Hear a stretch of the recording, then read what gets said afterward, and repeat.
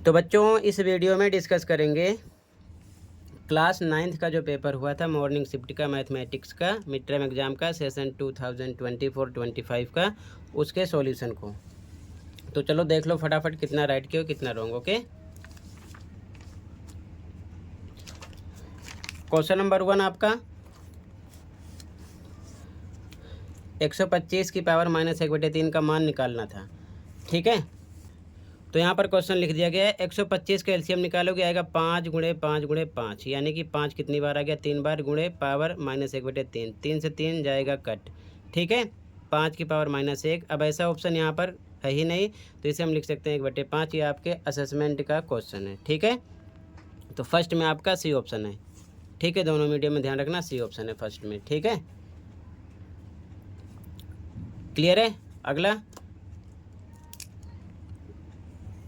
C option ध्यान रखना। Question 2 बिंदु -11,0 स्थित है। तो ध्यान से देखो, अगला क्वेश्चन देखो ध्यान से, -11,0 स्थित है।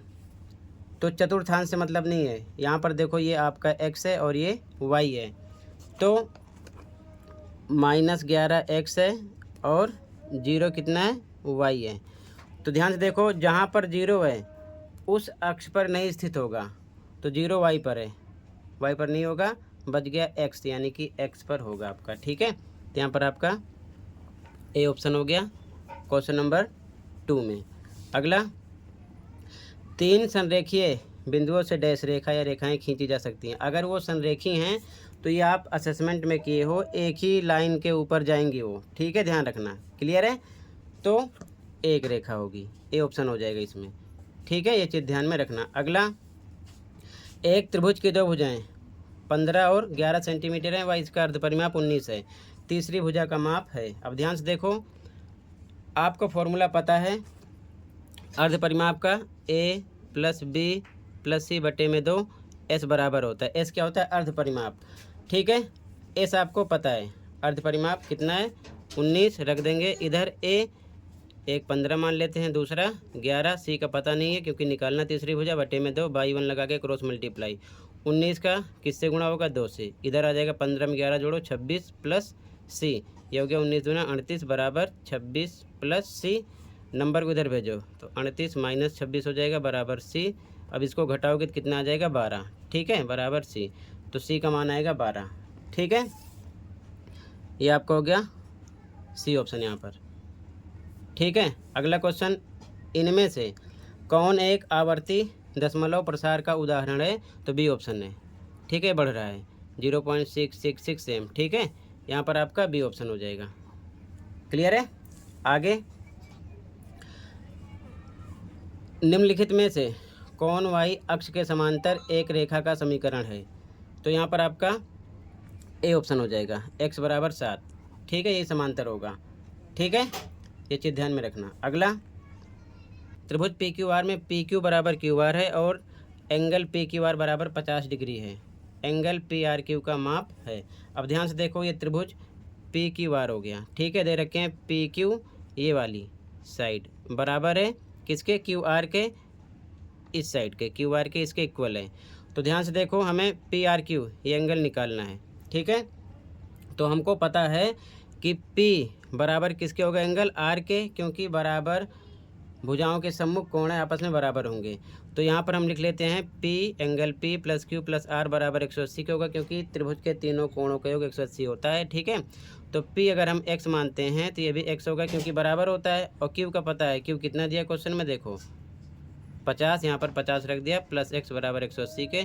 ये जुड़ेगा 2x बराबर 50, इधर आएगा माइनस का हो जाएगा।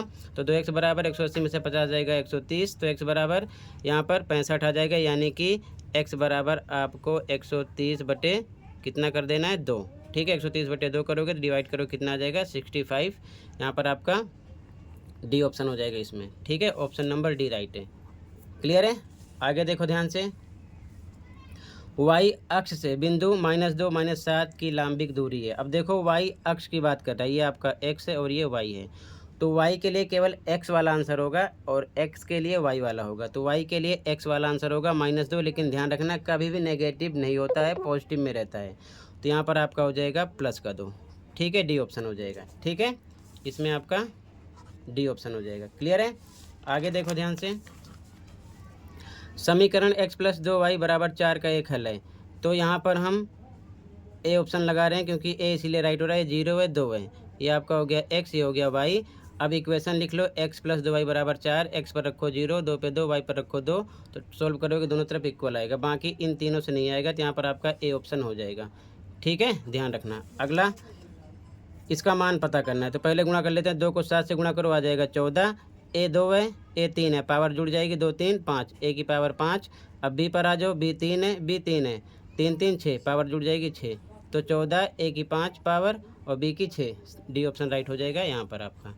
ठीक है, अगला एक ठोस की विमाएँ हैं, असेसमेंट का क्वेश्चन है 3।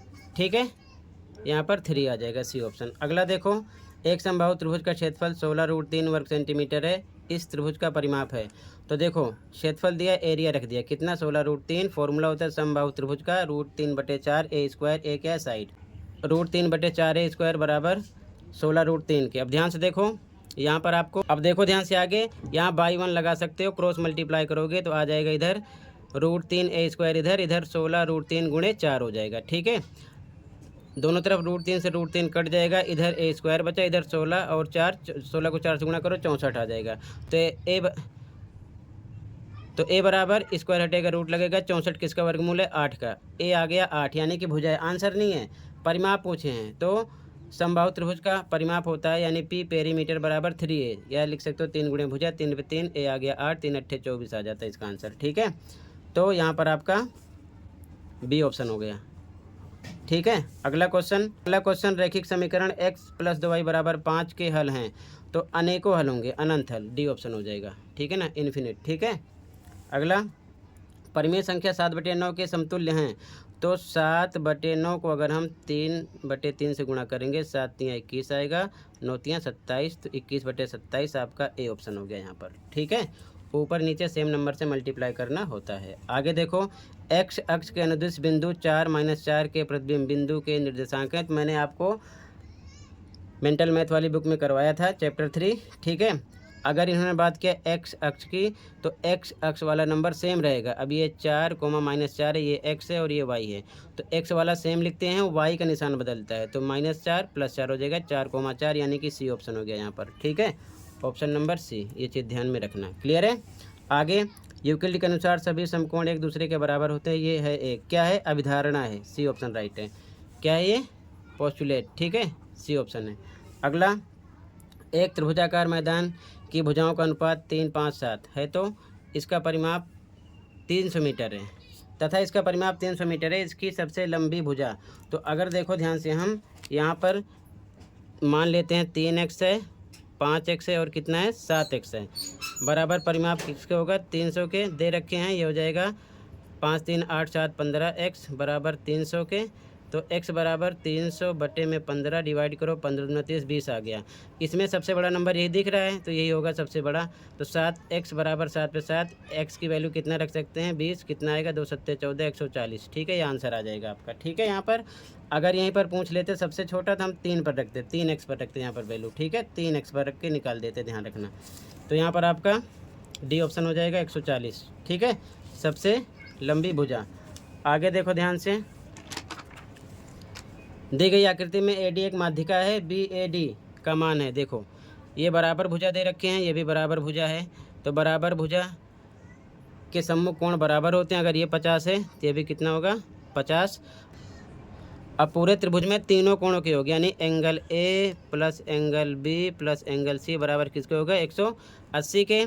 तो ये पता है दोनों, B और C पता है, तो यहाँ पर एंगल A रहने देते हैं, प्लस B पे 50, C पे 50 बराबर 180 के, तो ये हो जाएगा एंगल A प्लस 100 बराबर 180 के।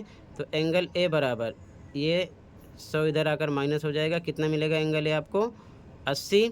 लेकिन ये माध्यिका है, ठीक है, BAD पूछ रहे हैं, BAD केवल ये आधा, तो इसका आधा हो जाएगा, तो एंगल BAD बराबर 80 का आधा हो जाएगा, कितना आ जाएगा, 40। तो यहाँ पर आपका बी ऑप्शन हो गया। ठीक है, बी ऑप्शन हो गया। आगे देखो, ABCD में आंसर देना था। पहला क्वेश्चन 19 का, एक बिंदु 2,5 का भुज है, पहला क्वेश्चन अभिकथन का 1 बिंदु 2,5 का भुज 5 है। तो देखो स्टार्टिंग वाला होता है आपका भुज और बाद वाला होता है कोटि। तो इन्होंने बोला 2, इसमें भुज क्या है 2 है, 5 बता रही है, गलत हो गया। अब इसको पढ़ो ना पढ़ो देख लो ध्यान से, ये हो गया। ठीक है, अभिकथन है असत्य है तो सीधा सीधा डी लगा दो, डी इसमें राइट है, आगे मतलब ही नहीं है। ठीक है, इसमें डी आ गया। आगे देखो समकोण त्रिभुज जिसका आधार ऊंचाई इतना है, क्षेत्रफल 210 वर्ग है। चेक कर लेते हैं, फॉर्मूला होता है 1/2 आधार गुणे ऊंचाई। 1/2 आधार पर रखेंगे कितना 35, ऊंचाई पर रखेंगे 12, 2 एकम 2, 2 छीक 12, बचा 35 गुणे में 6। इसको आपस में करो गुणा, कितना आ जाएगा 6 पंचे 30, 6 3 18, 3 21, 210 यहाँ पर दे रखा, मतलब ये बात सही है। ठीक है, उसके बाद में त्रिभुज का क्षेत्रफल ज्ञात करने का सामान्य सूत्र 1/2 गुणे आधार गुणे ऊंचाई होता है, बिल्कुल सही, और इसी के कारण तो ये आंसर आया है। दोनों बातें सही हैं, ये इसका एक्सप्लेनेशन भी है, इसीलिए यहाँ पर आपका बच्चों ऑप्शन नंबर ए राइट हो जाएगा। ठीक है, तो 19 में डी है, 20 में ए है, 20 में ए है। ठीक है, तो बच्चों टोटल मैंने सेक्शन ए कंप्लीट कर दिया, बाकी पूरे पेपर का सॉल्यूशन शाम तक आपको मिल जाएगा। चैनल को सब्सक्राइब करके रखो। ठीक है, मिलते हैं अगली वीडियो में। Thank you for watching and take care.